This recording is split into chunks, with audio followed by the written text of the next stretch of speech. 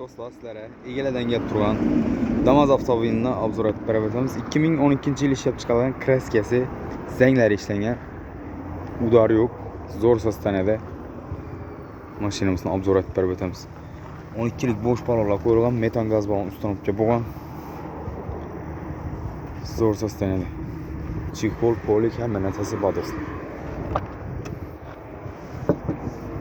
İşleri döşelen, akkuratli olup, çikol, polik, katalogla, ayaklı, oynayan mer döşelen do'stlar.